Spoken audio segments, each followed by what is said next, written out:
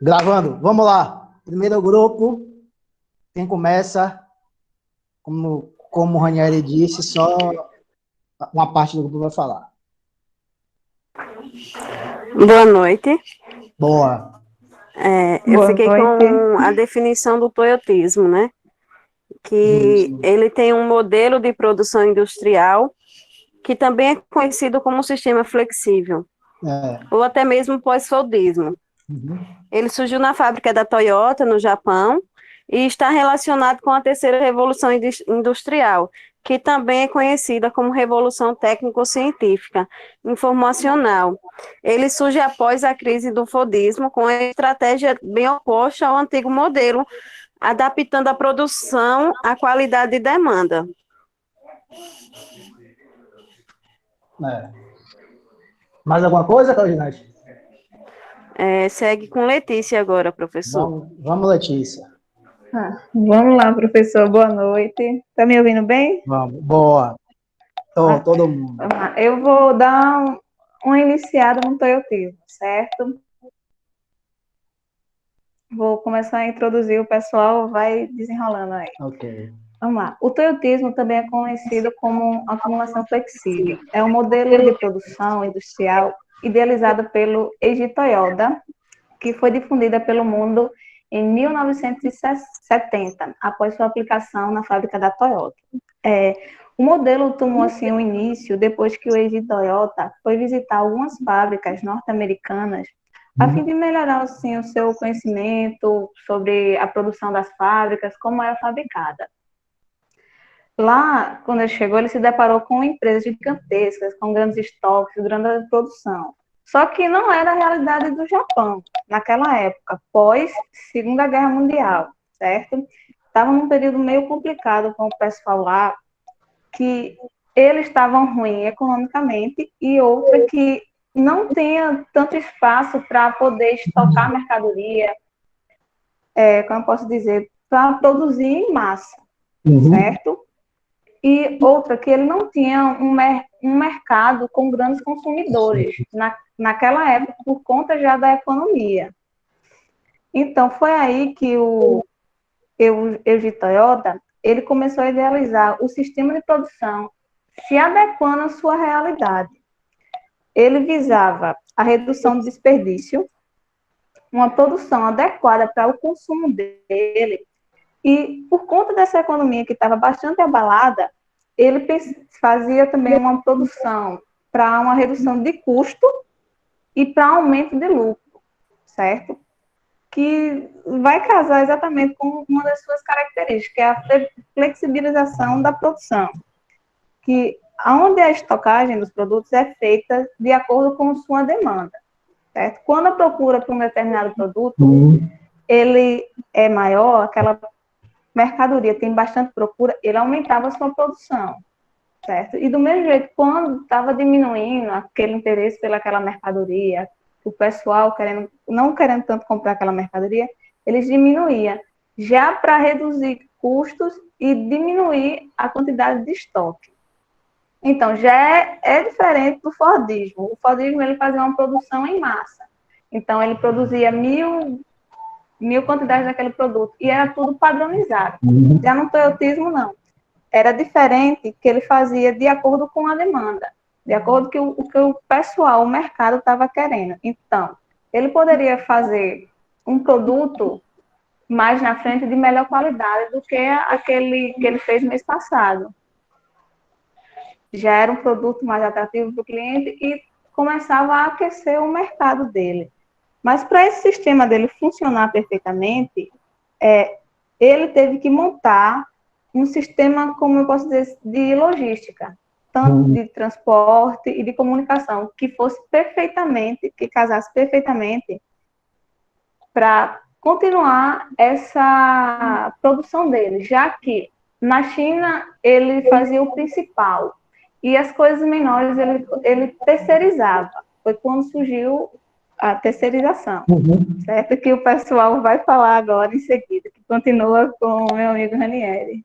Valeu, Letícia.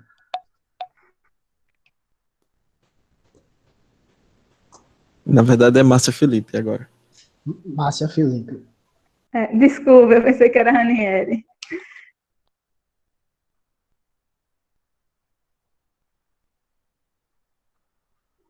Márcia?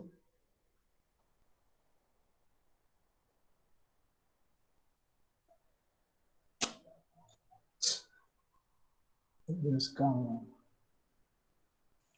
Canta para nós, Márcia.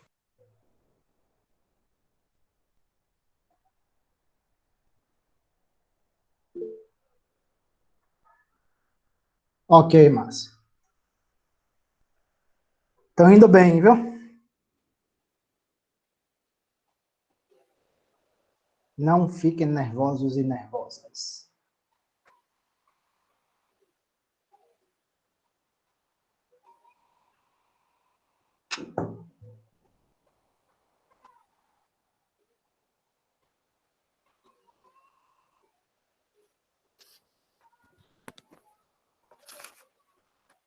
Se alguém quiser do grupo falar, pode falar. Ou se Professor, vai... Diga. pela caso foi porque o meu notebook não estava conseguindo ligar o microfone. Tranquilo. Dando continuidade à Letícia, lembrando que o toyotismo ele também produzia sob demanda e prezava pela eliminação do desperdício de recursos, né? Dessa forma, toda a matéria-prima ela era utilizada e não havia bens excedentes, tendo também somente o necessário. Agora dou continuidade ao Ranieri. Então, professor, boa noite. Diga. Boa. Nesse modelo, existe um modelo de flexibilidade, né? Essa flexibilidade, ela passava tanto pela produção quanto pelos funcionários, né? Pelos trabalhadores. Então, essa flexibilidade, ela vinha nessa questão da mão de obra, que um único funcionário deveria fazer várias tarefas, ao contrário do Fordismo, que o funcionário ele exercia apenas uma tarefa. Ele, nesse sistema toyotista, ele exercia mais de uma tarefa, né? Então, ele era utilizado em vários setores da produção. Havia também um esquema de competição entre os grupos, né, de trabalhadores. Um grupo de uma linha de montagem competir com outro grupo para ver quem estava mais trabalhando mais. E com isso o trabalhador, desculpa a palavra, mas se ferrou mais, né? Porque um cara só tinha que fazer várias tarefas, ele não era mais, o trabalho não era mais dividido. E assim, aí a questão também do funcionário ser especialista naquele determinada função, né? Porque apesar do funcionário ter que saber, poder fazer várias funções, ele tinha que saber direitinho o que estava fazendo. Uhum. Essa flexibilidade tornou o sistema toyotista mais eficaz na questão financeira, né? Eles arrecadaram muito dinheiro, que eu acho que esse era o objetivo, né? E conseguiram fazer com que a mão de obra diminuísse, né? E também houve a automatização, né, que eu acho que foi um dos passos mais importantes, que foi a implantação de várias máquinas para deixar essa produção mais rápida e mais eficaz e gastar menos com mão de obra também. Houve também a desconcentração industrial, que era pegar a matéria-prima de vários lugares e, com isso, conseguir preços menores, até mais parceiros. Uhum. E também a terceirização do trabalho, né? A terceirização do trabalho, basicamente, era a Toyota não produzia tudo, e o que eles não produziam, eles pegavam terceirizado. Sairia mais barato do que contratar uma equipe especializada para desenvolver aquele produto. E, para terminar, o sistemazinho que ficou conhecido como Just in Time, que seria a hora certa da produção, né? Então, que é um esquema, nada mais é que Just in Time é um esquema que junta a matéria-prima, a produção e o comprador final. Então, eles produziam para vender, porque produto parado em estoque é dinheiro parado, né? Uhum. Então, eu vou dar continuidade aí com Vera, que vai falar um pouco mais da situação trabalhista aí. Valeu, Ranieri. Valeu. Boa noite, professor. Boa. Dentro desse processo de novas formas de acumulação de capital, o toyotismo cria vários mecanismos. que facilita a expansão dos seus produtos e o aumento dos lucros. No tempo do Fordismo, os produtos tinham grande resistência. Uma meia calça, por exemplo, ela era testada puxando o carro, amarravam a meia calça e puxavam o carro para testar o produto. E assim, o consumidor comprava essa meia calça e sabia que ela tinha um prazo de duração muito longo. Isso não era interessante para o toyotismo. Então, ele fez diferente, né? Ele, em vez de dar qualidade aos produtos, ele diminui o seu tempo de vida, deixa o produto com a durabilidade bastante reduzida, não tem duração. Porém, faz a divulgação de um produto com qualidade total, o que não é verdade, já que quanto mais qualidade total um produto tem, menor é o seu tempo de duração. Então, para que esse produto, mesmo tendo uma curta duração, tivesse uma repercussão ágil no mercado, eles tornavam esse produto o mais necessário possível. Como, por exemplo, nos dias de hoje, a gente tem o exemplo do iPhone, né? O iPhone 3, 4, já está obsoleto, ou seja, já é fora de moda. E eles não recomendam usar um celular antigo, porque o mesmo não recebe atualizações de segurança, por isso não pode fazer a transação bancária, e, enfim, um monte de outras coisas que o sistema não permite.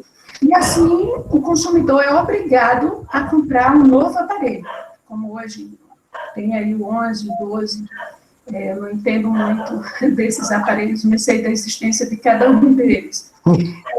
Os novos sistemas que eles mesmos fabricam e que não é compatível com os antigos. E aí ele chama de obsolescência programada, né, que existia naquela época. Outra forma de melhoria foi o que o nosso amigo Ranieri falou, também foi a terceirização, que aí vem o trabalhador nessa era do toyotismo, né?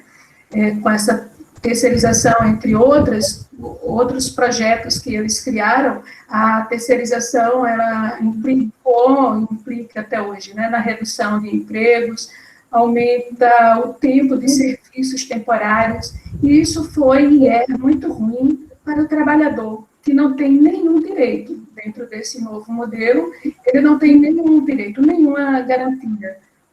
Vai embora os direitos que ele tem, como o FGTS, por exemplo, e ele não vai ter direito a isso. Esse foi um tempo de grandes lucros, e como consequência disso, dessas transformações, estão uma forma precária de trabalho, o aumento do desemprego, aumento do trabalho informal, que o trabalho informal é uma ilusão, né? O trabalho informal faz deixar o trabalhador trabalha demais, assume várias funções e não tem nenhum tipo de direito, e também a subcontratação, miséria e a perda de direitos sociais. Isso também, tudo isso veio junto com esse modelo de novas formas de acumulação do capital do toyotismo. Valeu, Maria. Valeu. Muito bem. Acabou, né, do primeiro grupo? Denilson, Acabamos. Parabéns a vocês, viu? Foram muito bem. Vamos para o segundo grupo. Vai. Edvige, Gilberto, Givanildo, né? Igor, Andresa, Luiz Eduardo, Lucas Tomás, Luzivânia, Marcos e Edila. Bora, pode começar. Mesmo, professor. Eu ia apresentar antes o grupo, mas o senhor já fez isso. Então, dando continuidade, a questão do toyotismo, ele foi idealizado, né, por alguns engenheiros, mas especificamente por Taishi Ono, né, ele teve também a ajuda de alguns outros, como eu li um aqui, foi citado Shigeru Shingo, não sei se a pronúncia está correta, professor.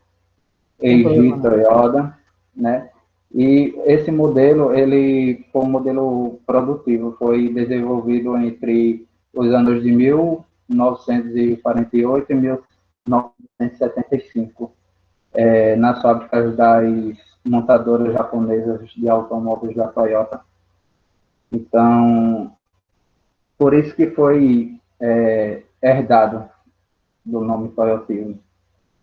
Esse método ele foi elaborado para recuperar as indústrias japonesas no período do pós-guerra, com o país, né, destruído, um mercado pequeno e as dificuldades em importar a matéria-prima. O Japão ele necessitava fabricar com o menor custo possível, né? E o toyotismo é herdeiro do taylorismo e principalmente do fordismo, né? Afinal, um dos idealizadores, que foi Taishi Ono, ele havia ido até Detroit observar o funcionamento das montadoras americanas, né? E aí, professor, aonde eu li, tem falando sobre as diferenças tanto do fordismo como do toyotismo, né, que aonde ele foi lá que observou para essa questão de produção, né, o sistema de produção, né, a estrutura, a divisão do trabalho, os produtos, salários e estoques. Aí existe a diferença entre o Fordismo e o Toyotismo, né? No sistema de produção, o Fordismo ele tem uma produção em série, rígida e centralizada. Já o Toyotismo era flexível e versátil. A estrutura no Fordismo era hierarquizada. E no Toyotismo baseava-se na inovação, gestão do trabalho e mecanismo de controle interno das empresas. A divisão de trabalho, né, era no Fordismo, as tarefas são especializadas, e no Toyotismo, um operário controlava várias máquinas, e deste modo se reduz o número de trabalhadores. A forma de produção de produtos no Fordismo, a produção em grande quantidade do mesmo produto. Já no Toyotismo, a diversidade na produção devido às constantes exigências de consumo. Os salários no Fordismo eram altos, pois se buscava que os trabalhadores fossem consumidores. Já no toyotismo, não se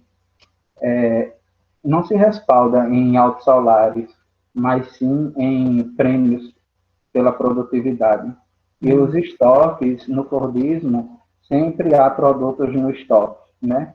Estocados. E no toyotismo, a estocagem dos produtos deve se adequar à demanda.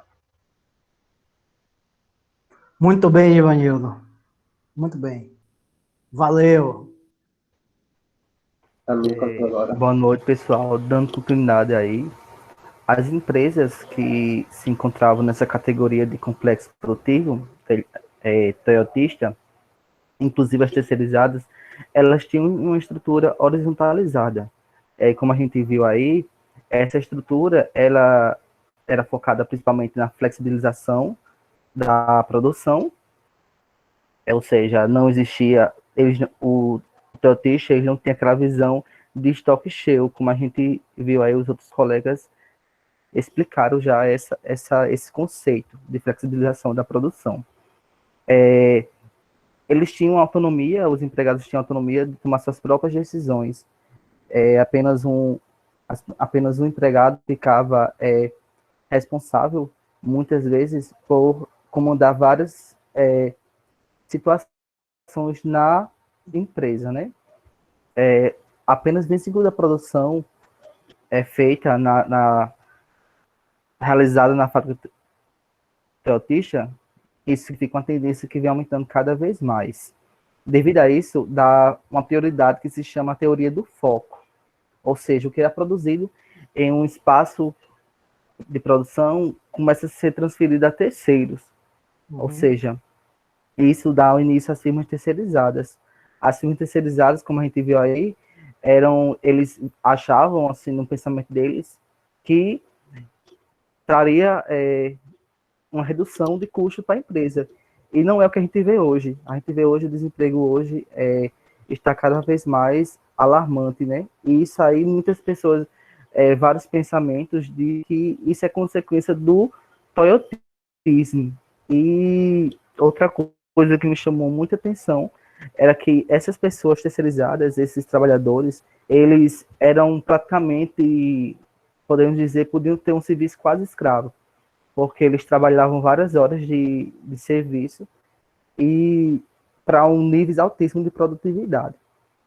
Outro ponto relevante também era a organização que tinha, que era a organização dos ciclos de controle de qualidade, que praticamente o Fordismo ele era contra, assim, ele desprezava essa organização, porque essa organização, podemos dizer que eram grupos de colaboradores que tinham o mesmo objetivo, de propor mudanças e melhoras para a produção. Só isso mesmo. Valeu, Lucas. Boa noite, pessoal. Boa O noite. toyotismo é um modelo de produção industrial. Modelo de produção industrial porque ele vai ser seguido por várias outras empresas. O toyotismo, como qualquer outro modelo de produção, tem suas regras. E na prática, o toyotismo trouxe a produção no tempo, que é como já foi dita pelos meus colegas, acompanhando a demanda do mercado, ou seja, de acordo com a necessidade dos consumidores, diferente do modelo fordista, que já tinha o estoque pronto, como o Gil falou. O toyotismo também implantou um emprego vitalício, onde cerca de 25 a 30% da população trabalhadora, com exceção das mulheres, né? O emprego vitalício também é uma garantia, principalmente para o trabalhador japonês, no qual se garante uma estabilidade, que, pelo que entendi, né, vai até o fim da vida. Não sei se é assim mesmo, não é, professor? Pronto, e que quando o trabalhador atinge uma média de 55 anos de idade, ele vai para um setor, digamos que mais tranquilo. O toyotismo também foi muito importante porque ofereceu uma resposta à crise financeira japonesa do pós-guerra, que contribuiu para o aumento da produção sem aumentar o contingente de trabalhadores. Pronto. Esse é um ponto importante. Valeu, Andresa. Boa noite. Boa. Boa, Luiz. Professor, antes de começar a apresentação, quer dizer que eu estou com a internet, a minha internet não está legal, então caso caia, eu volto, é só tentar fazer a troca de Wi-Fi para dados móveis. Tá certo. O processo pensado de modo racional e com foco na produtividade, dotada de forte efeito de força de trabalho e impulsionada pela necessidade de implantar formas de capital e de trabalho intensivo, representou a via toyotista de desenvolvimento do capitalismo monopolista no Japão. Que o capitalismo monopolista é a fase de crescimento financeiro em volta das ações de uma empresa. E seu processo de liofilização organizacional e do trabalho. O trabalho em equipe, a transferência das responsabilidades de elaboração e controle de qualidade da produção era realizada pela gerência e agora é feita pelos próprios trabalhadores, como mostrou Satoshi em seu depoimento. Em uma das falas de Satoshi, ele diz: não é tanto para economizar trabalho, mas mais diretamente para eliminar trabalhadores. Uma vez que ele mesmo citou como exemplo que se o trabalho dividido para 3 trabalhadores, um deles será desnecessário, ou seja, um deles trabalhará menos. E, por fim, a história da racionalização da Toyota é a história da redução de trabalhadores. É isso mesmo. Valeu, Luiz. É,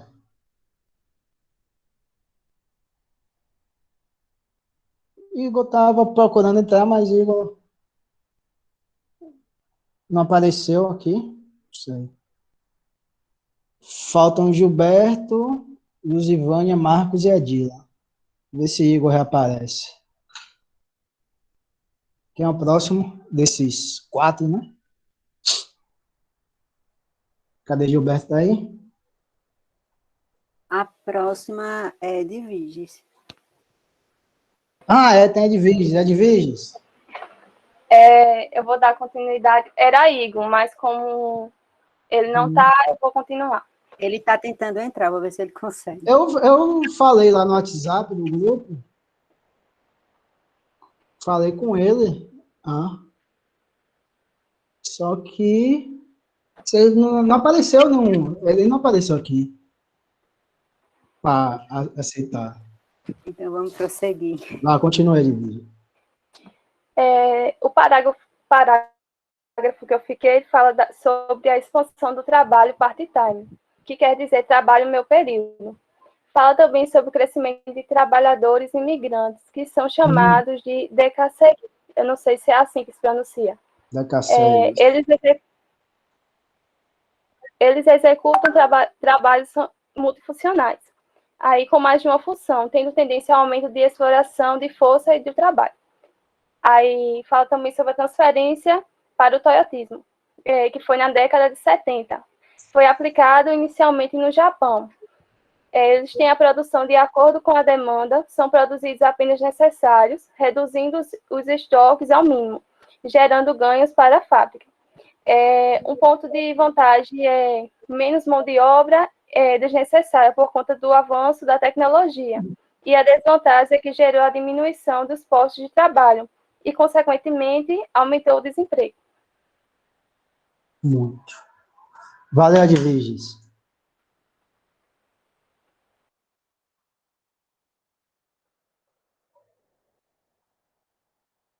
Podem continuar, quem é?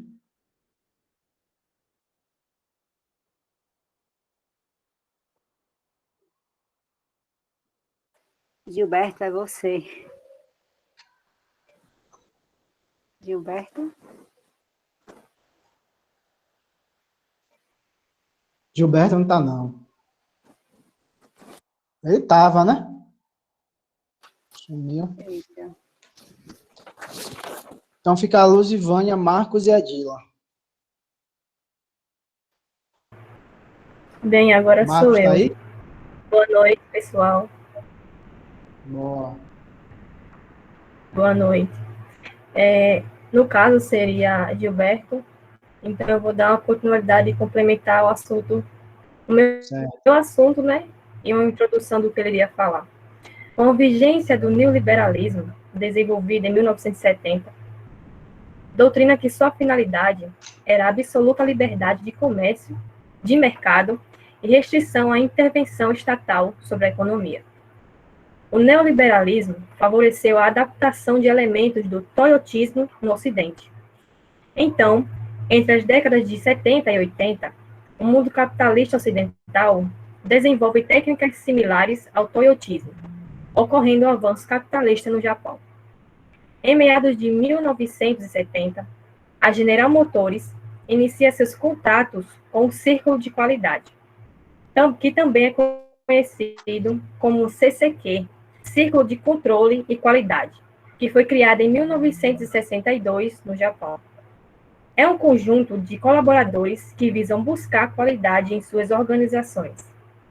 Dando continuidade sobre a General Motors, ocorre uma crise na fábrica de Detroit, logo quando ela fez um investimento em robotização em sua linha de montagem. A fábrica decide, então, desenvolver um novo modelo de fabricação, porém, mesmo assim, não consegue competir com as outras fábricas. Em 1983, ocorre uma construção de uma nova fábrica, enquanto ocorria o projeto Saturno, reproduzindo o mesmo sistema de produção da Toyota.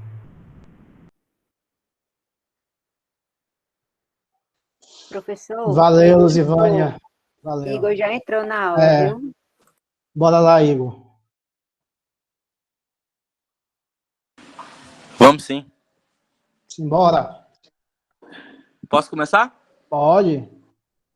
Certo. O processo de produção de tipo toyotista, por meio do teamwork, supõe, portanto, uma intensificação da exploração do trabalho, quer pelo fato de os operários trabalharem simultaneamente com várias máquinas diversificadas, quer pelo ritmo e a velocidade de cadeia produtiva dada pelo sistema de luzes. Ou seja, presencia-se uma intensificação do ritmo produtivo dentro do mesmo tempo de trabalho ou até mesmo quando este se reduz. Na fábrica Toyota, quando a luz está verde, o funcionamento é normal. Com a indicação da cor laranja, atinge-se uma intensidade máxima. E quando a luz vermelha aparece, é porque houve problemas, devendo-se diminuir o ritmo produtivo. A apropriação das atividades intelectuais do trabalho, que advém da introdução de maquinária automatizada e informatizada, aliada à intensificação do ritmo do processo de trabalho, configuram um quadro extremamente positivo para o capital, na retomada do ciclo de acumulação e na recuperação da sua rentabilidade.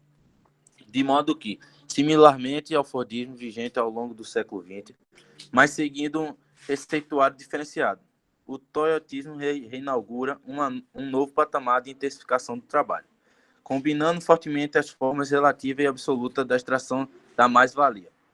Se lembrarmos que a proposta do governo japonês, recentemente elaborada, conforme já indicamos, é de aumentar o limite de jornada de trabalho de 9 horas para 10 horas e a jornada semanal de trabalho de 48 horas para 52 horas.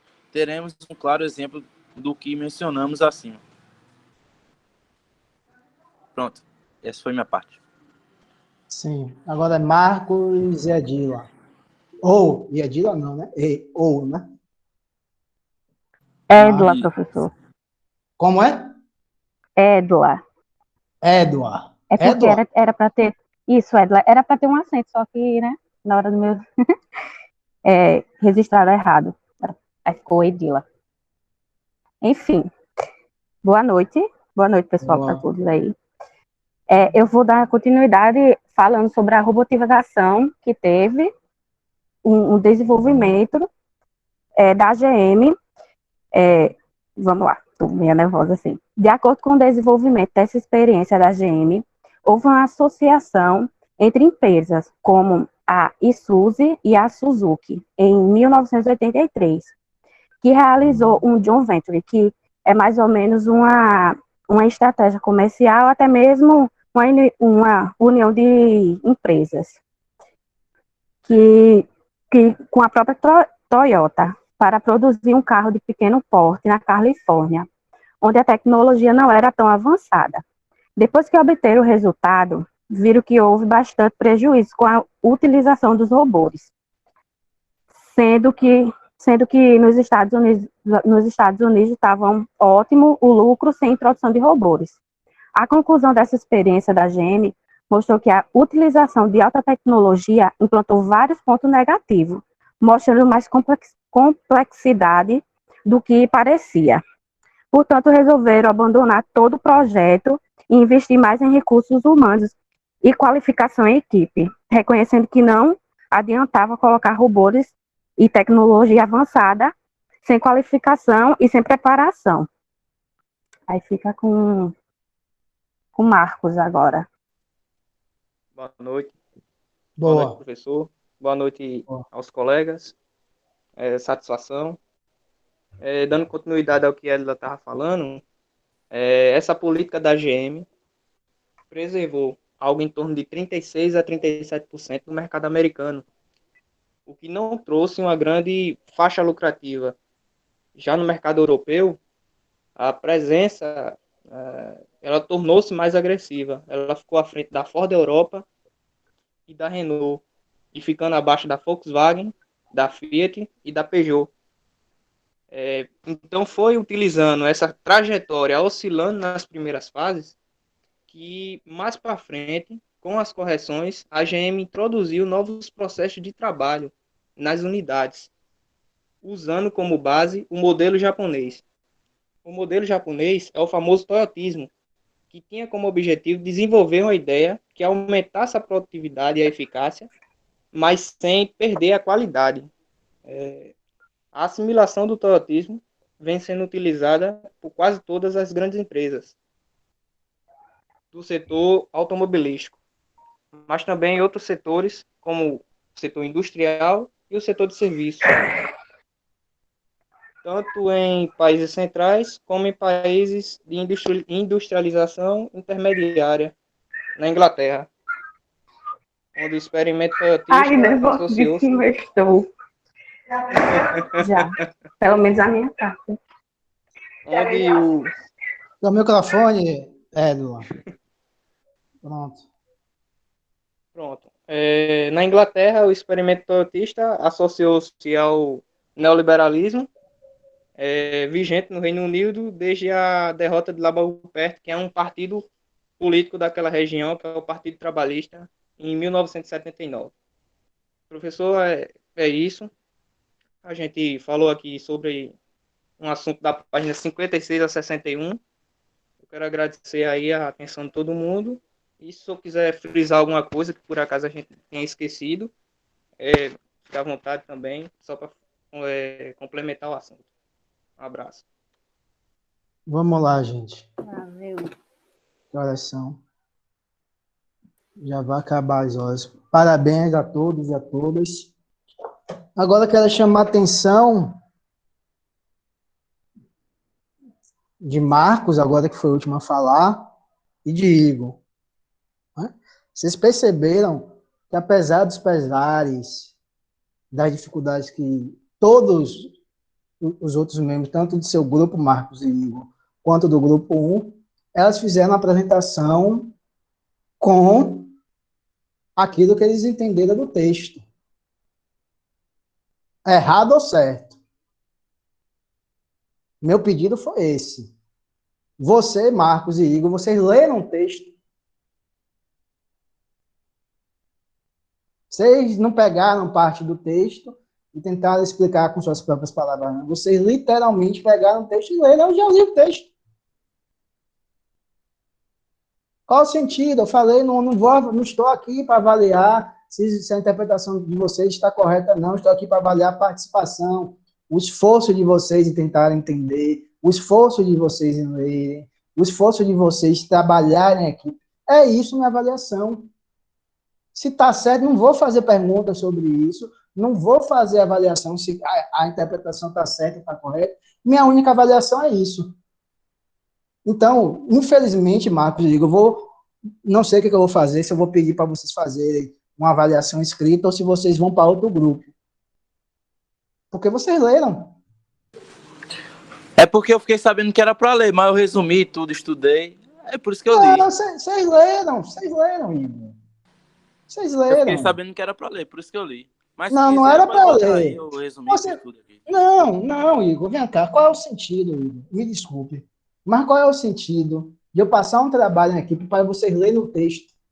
Eu sei, eu entendo, mas comigo não tem estresse, não. Aí eu vou de você e Marcos, ou eu vou, encaixo vocês em outro grupo, ou peço para vocês fazerem um trabalho escrito.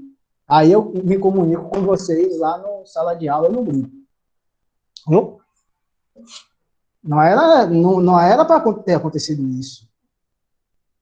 O objetivo não era a avaliação do correto ou da correta, ou não está correto. O objetivo era que vocês exercitassem o seu pensamento, em equipe, e trocando ideias uns com os outros, e aí amadurecendo, etc. Aí fala o que deu para entender.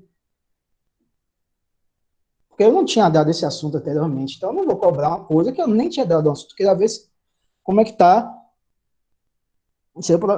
o processo de vocês nesse desenvolvimento. Mas eu vou ver o que eu faço com vocês. Provavelmente eu vou colocar vocês nos 2 próximos grupos. Aí vocês vão ter que apresentar de novo.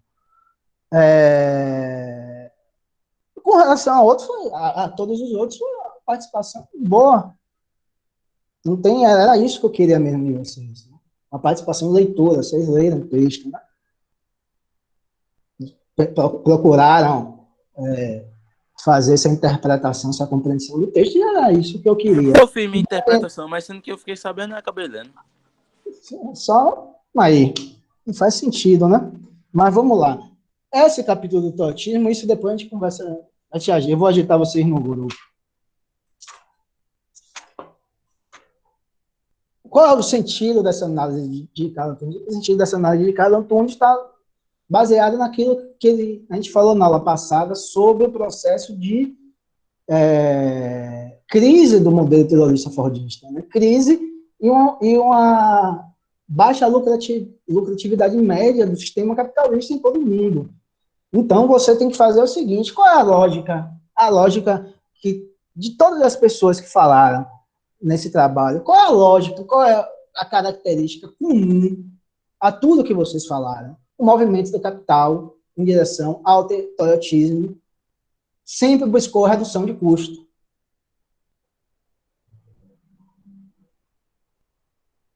Em todas as palavras de todas as pessoas, sempre esteve no centro um caminho para a redução de custos.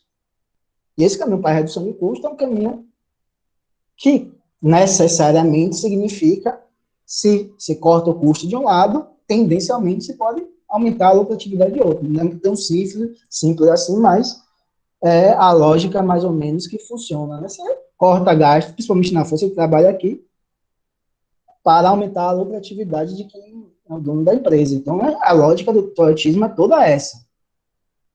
Ele vai se mover todo em direção à mudança de uma diminuição de custos. Produção por demanda, em vez de produção em massa. Né?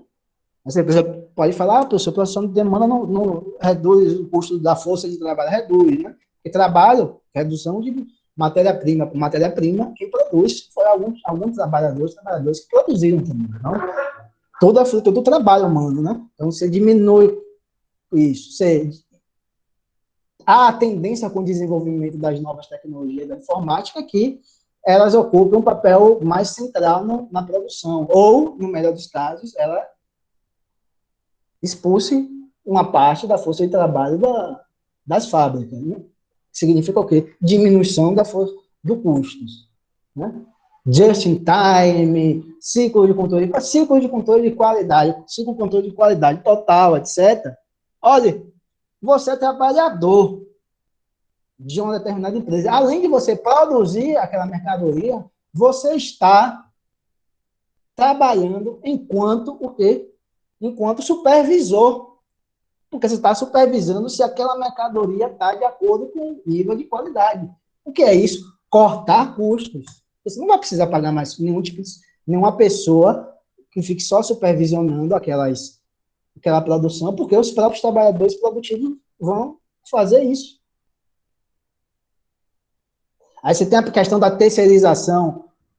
A fábrica da Toyota produzia a menor parte das matérias-primas e comprava das empresas satélites terceirizadas, né, que essas empresas não pagavam direitos, trabalhavam mais, aí que entra os decassegues, né, decassegues são descendentes de japoneses que foram morar no Japão, sem direitos trabalhistas que os japoneses natos têm, e tudo, trabalham mais e recebem menos, com certeza, com que objetivo? Cortar custos.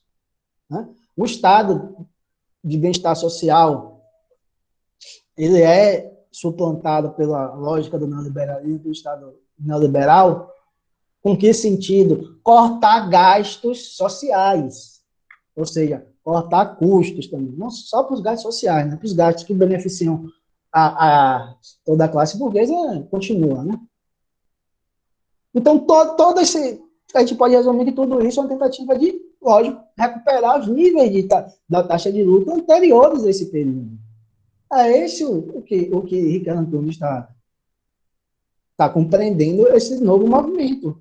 Aí você tem novas formas de exploração de trabalho, novas formas intensivas de exploração de trabalho, a questão da mais-valia relativa, a questão da mais-valia, a junção entre mais-valia relativa e mais-valia absoluta.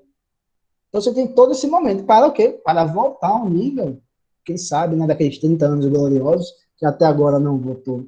Né? Você tem vários outros elementos também, né? A questão da nova forma como o capital se relaciona com o trabalho, que quase que não há mais trabalhadores, né? Há só colaboradores, né? Colaboradores da empresa, né? Essas reformas neoliberais que são conhecidas, vendidas como reformas modernizantes do Estado, né? Que não são modernizantes nada. Modernizante só se for no sentido de voltar ao início da era moderna, né? Do Estado da era moderna. Né? Você não tinha praticamente direito social nenhum. E trabalhava não sei quantas horas. Trabalhar por a produção de peças. Tem gente que, até da classe trabalhadora, que acha que é legal, né? Eu não sei, né? Tem gente que ainda defende esse cidadão que está na presidência ainda, então nada mais me surpreende nesse mundo, né? Então, ele está falando isso. E uma parte interessantíssima, né? Ele está falando sobre a qualidade total. Nossa, a qualidade total é interessante. Alguém levantou a mão? Alguém quer falar? Ou levantou a mão sem querer? Professor? Diga.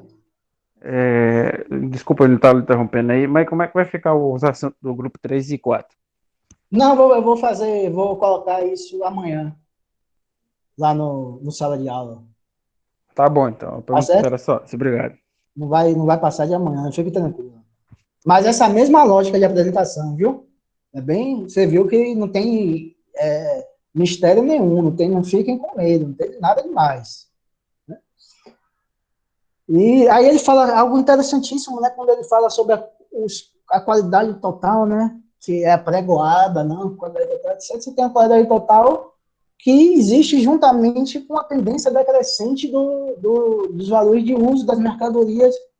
Como é que a qualidade total, um determinado produto tem uma qualidade total e tem uma durabilidade menor? Como é que se explica isso, a não ser que seja do ponto de vista meramente ideológico, né, das pessoas acreditarem nisso? Né? Acho que foi Verônica, não foi? Que falou do iPhone. Uhum.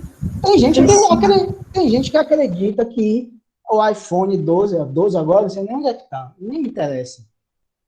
O iPhone 12 não vem com carregador, que realmente a preocupação da Apple com o meio ambiente.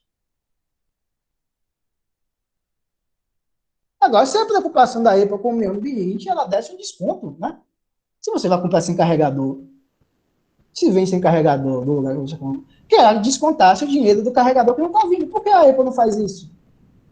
E será que se preocupa mesmo com o meio ambiente, se lança um produto novo a cada mês e descarta outro? Não, a questão não estou nem entrando nessa seara de preocupação com o meio ambiente. Meu questionamento é esse: vem sem carregador. E você vai pagar mais? Quanto é o carregador original da Apple no mercado? Ele chegasse lá, não, minha preocupação é meramente ambiental. Se é meramente ambiental, eu vou vender o iPhone, aí quem quiser comprar com carregador vai ser um preço, mas quem quiser comprar sem carregador vai ser mais barato. Eles não fizeram isso. Eles fizeram, não vai ter e acabou. Aí vai dizer, porque as pessoas que compram Apple, iPhone, tem outros iPhone. Sim, e se o cara quebrou o carregador? Sim, o cara que está comprando realmente pela primeira vez o carregador. A preocupação ambiental, a preocupação de encher cada vez mais o bolso dos donos. Né? E tudo isso, e todas as grandes empresas de celulares, elas fabricam seus celulares com um prazo de validade já pré-estabelecido, que tem uma hora que começa a travar, o sistema operacional já não atualiza, você tem uma série de problemas para você ser obrigado a comprar outro. Né? E a necessidade da vida moderna cotidiana, hoje o celular. Então, a pessoa sem celular, hoje em dia, tem muitas dificuldades, né? Então, não há qualidade total. Há uma falácia, eles falam falácia, não, uma mentira sobre isso. Uma mentira que não existe, né? Sobre isso. Mas qual a origem dessa tendência decrescente do valor de uso? Obviamente, você tem um processo de circulação das mercadorias maior. Você, teoricamente, você aumenta o volume de produção e, teoricamente, aumentaria a venda e, teoricamente, você tenderia a aumentar a taxa de lucro de cada capitalista em particular e do sistema capitalista como um todo. Então, é essa a lógica. Então, tudo que vocês leram aqui tem esse objetivo. É um objetivo de aumento tão somente de aumento de lucro. Só que o capital veio numa posição de uma crise tão grande, né? De uma crise imensa, que não sobra quase nada para a classe trabalhadora, né? Porque ela vai ao longo da década de 70 até agora, é uma história quase que ininterrupta de perda de direitos do trabalho em todos os países capitalistas do mundo. Um ataque cerrado contra os sindicatos, contra o estado de bem-estar, um ataque cerrado contra os direitos trabalhistas, tudo. Não há nenhum respiro por parte da classe trabalhadora, em todos os lugares do mundo. Todos, sem exceção. Você pode ter algo pontual aqui, algo pontual ali, mas no conjunto, não. No conjunto não tem. Então, o teoretismo sempre foi isso. E falar aí sobre desemprego, é isso. Como você fala, produzir mais com menos gente, está falando o quê? Que vai ter um monte de gente desempregada aí. E esse monte de desempregada não vai ser algo ligado à crise financeira, a uma dificuldade maior de determinado período, etc. Não vai ser. O desemprego é um projeto de classe. O desemprego estrutural é um projeto. Por quê? Porque você diminui a força de trabalho, né? E você também, aquela lei que vocês aprendem da lei da oferta e da demanda, né? Quanto mais você tem uma demanda de desempregados, o que acontece? O próprio preço da mão de obra dos trabalhadores vai diminuir. Então, ele regula, né, o preço da mão de obra. Você não vai ter a barganha. Imagine você ter um ambiente de pleno emprego, né? Vocês têm uma possibilidade de negociação maior, quando você fala com o seu patrão, né? Você fala assim, olha, eu quero um aumentozinho, né? Vai falar, não, então vou lhe demitir. Mas não tem ninguém desempregado naquele momento. Então, se ele demitir ele perde. Não tem como substituir. Com um desemprego estrutural, você tem essa possibilidade, né? Fala, eu vou diminuir seu salário ao invés de aumentar. Ah, não quero, então vai embora, tchau.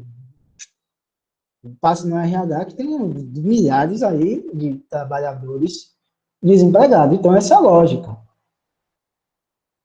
Essa é a lógica, que é vocês veem isso na televisão, não veem isso na televisão, acredite ou não, mas esse é o caminho. A gente está o recorde do nível de desemprego, segundo a pesquisa nacional por amostragem de domicílio, saiu, acho que semana passada, 14 milhões só de desempregados, fora trabalhadores informais, aqueles que estão trabalhando menos tempo do que gostaria, da sua capacidade produtiva, etc. Tirando tudo, só desempregados são 14 milhões. Já passou, olha, desde 2016. PEC do teto, reforma trabalhista, reforma da Previdência, outras mini-reformas aqui, desde aquele período até cá. Desde 2016 até aqui. Então, passou agora PEC emergencial. E os índices da economia não melhoram. Vocês têm que se perguntar, rapaz, depois de tudo isso, nada melhorou, então, ou vocês estão errados, ou vocês fazem isso com um objetivo bem definido. Porque imagine aí o cara fala, precisamos de mais reformas modernizadoras. Precisamos de mais reformas modernizadoras. Quando vocês estão doentes, se o médico passar um remédio e a doença não passar, ou os sintomas da doença não melhorarem, e o médico chegar para você e falar, aumenta a dose, aí você aumentou, não melhorou, ele aumenta mais a dose, você vai, não melhorou, aí o cara fala, não precisa mais aumentar a dose, você fala, médico, pelo amor de Deus, você começou com 0,5 mililitros por dia, eu já estou em 3 mililitros por dia, não melhora e você quer aumentar mais, o remédio vai acabar aumentando. Você não está vendo que meu organismo não está respondendo, que esse remédio não está fazendo efeito? Mas no discurso econômico é assim. Tem uma, tem outra, aí os índices econômicos não melhoram, aí todo mundo fala, precisa de outra. Aí você vai em outra, não melhora, aí você vai em outra, aí volta a escravidão. Você fala assim, pô, volta a escravidão. É isso que Ricardo Antunes está falando. Porque tudo isso é corte de custos do trabalho. Que a principal custo de produção é o trabalho. Né? Você pega todos esses elementos, você pega a reforma trabalhista, foi assim, a reforma, a PEC emergencial, a reforma administrativa é o quê? Gente, o cerne de todas essas reformas, principalmente da trabalhista e da emergencial e da administrativa, é diminuir o custo da força de trabalho. Ele não tem outra coisa. E é diminuição de custo da força de trabalho no âmbito do Estado neoliberal. Porque o Estado neoliberal é uma organização do Estado que ele vai surgir, vai se desenvolver nesse período histórico que emerge, que se desenvolve, que se torna hegemônico o toyotismo. O toyotismo está de um lado, está lá no chão da fábrica, e o Estado neoliberal, com isso, está essa instituição Estado. Né? Então, são irmãos siameses, né? Um não existe sem o outro. Né? Porque o toyotismo precisa muito do Estado neoliberal. Por que precisa muito do Estado neoliberal? Porque quem aprova as leis que desregulamentam o trabalho é o Estado. Então, o cara, teoricamente, pode diminuir, pagar menos, tirar direitos, quando o Estado está dizendo que é possível isso, quando há uma segurança jurídica dizendo que é possível isso. E, nesse sentido, o Brasil é nada de braçada nesse processo, né, de destruição dos direitos sociais. Então, ele está falando isso. Todos esses movimentos, tudo para diminuir o custo, né? Não, você vê, não tem nenhum, fala assim, não, essas mudanças no chão da fábrica, essas mudanças nas legislações trabalhistas, etc., elas têm como objetivo, por exemplo, o aumento do salário mínimo. Um aumento do preço do salário por hora. Nenhuma delas, só faz diminuir. Só é diminuir, só é tirando, só é cortando, né? Só é cortando. Então,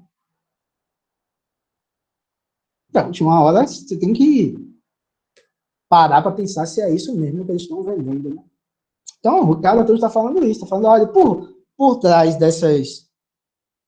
todas essas teorizações que falam que toyotismo é isso, o toyotismo melhora, o toyotismo é isso. Melhora para quem está, se você é empresário, você defenderia, né? Lógico. Eu sou empresário, eu vou defender o aumento do lucro, né? A burguesia, isso é maravilha. Né? Para a burguesia, são os verdadeiros anos dourados do capitalismo. Né?